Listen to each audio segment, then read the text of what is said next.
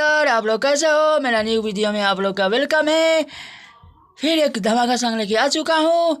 अब मेरे चैनल पर नए हो तो लाइक और कमेंट करना ना भूले और सब्सक्राइब करें। चलिए आप लोग के इस गाना को लाइन बाय लाइन सुनाते हैं और मस्त लगे तो भाई के लिए एक लाइक कीजिए। और जो भी जहाँ भी गलती हो तो बबलू बिजोर को माफ कीजिए। कोई बारू जान हमसे इस कुलिया में, यहाँ दो बगाना है। वादा कोइले बारू जान हमसे इस कुलिया में, तोहरे संगे जाने जाइब तहरा डोलिया में, तोहरे संगे जाने जाइब तहरा डोलिया में। यहाँ मुकरा का दो बगाना है।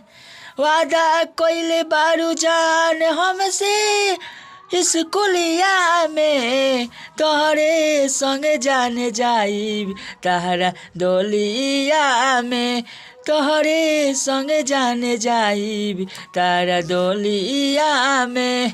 चलिए आप लोग के अंतरा सुनाते हैं। अंतरा आप लोग के मस्त लगे तो लाइक कीजिए, कमेंट कीजिए। अंतरा 1 है, अंतरा 1 के आप लोग लाइन बाय लाइन सुनाएंगे। और जो भी गाना को लेना चाहते हो तो मेरा यूट्यूब चैनल पर कमेंट कीजिए, आइए गाना को ले सकते हो। जाके रोई हो मत पियावा के घर में, जीले हम जाने हम कौनो हाल में। यहाँ आंतरा के दो बगाना है। जाके रोई हो मत पियावा के घर में, जीले हम जाने हम कौनो हाल में। याद हम के आई जान हो बतिया के, याद हमारे आई जान हो बतिया के, तोहरे संगे जाने जाइब तहरा डोलिया में, तोहरे संगे जाने जाइब तहरा डोलिया में। यहाँ आंतरा का दो बगाना है।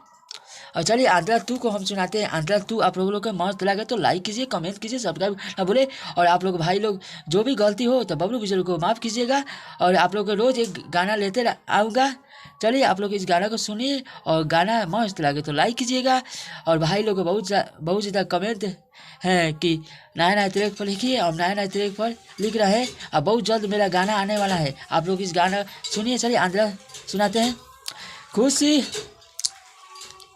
खुशी मनई हो जाके पियावा संगे गोवा में, बबलू बिजोर के संगे अह फिर नैहर में। यहाँ आंतरा के दो बगान है। खुशी मनई हो जाके पियावा के गोवा में, बबलू बिजोर के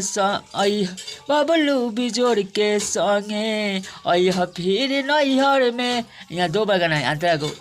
खुशी मनई हो जाके पियावा संगे गोवा में, बबलू बिजोर के संगे अह फिर नैहर में।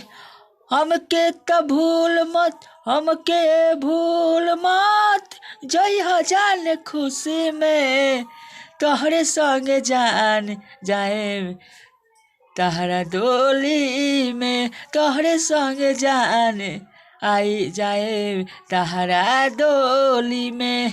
चलिए अगला वीडियो में आप लोग का वेलकम रहेगा। और आप लोग इस गाना को मस्त लगा तो लाइक कीजिए, कमेंट कीजिए। चलिए अगला वीडियो में आप लोग का वेलकम है।